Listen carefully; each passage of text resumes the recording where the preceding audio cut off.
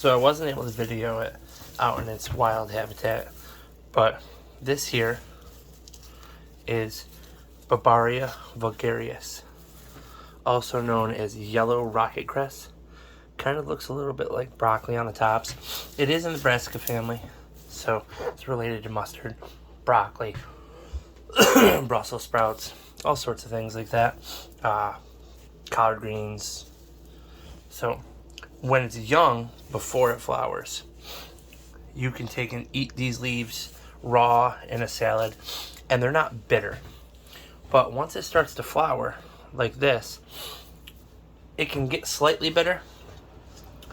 You can check the leaves and see how bitter they are and if they're still edible. But at this point, you can actually cook this top before it flowers, or even when it flowers, like broccoli.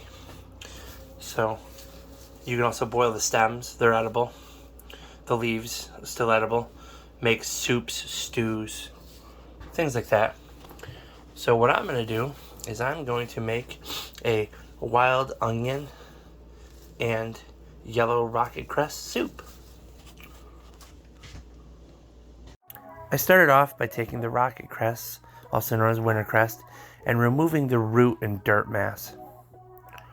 Then I took and removed all the rogue pieces that were brown and nasty and gave them a good rinse in the sink. Next, I chopped off the top flowering parts that resembled broccoli and set them to the side. Then I stripped off all the leaves from the hard stems and disposed of the stems, keeping the leaves.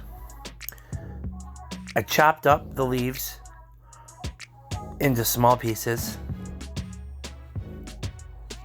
and then I chopped up the tops into slightly smaller pieces, but not really small. Then I took some wild ramps that I had foraged along with some dried ramp leaves that I had stored from last year, chopped them up, and I also added in some freshly foraged allium vanille. You could use green onions or chives or any form of onion that you would like. I used my large oval Dutch oven to make this soup.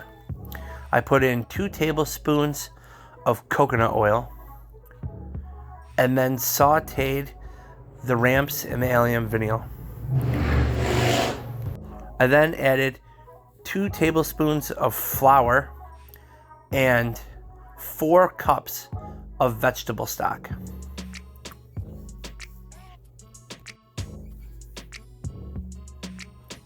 I added 1 tablespoon of my homemade allium vanille salt, some black pepper,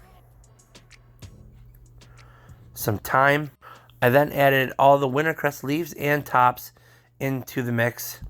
I then covered it and let simmer for 15 minutes. Once the 15 minutes was up, I added 1 can of coconut milk. Mixed that together thoroughly.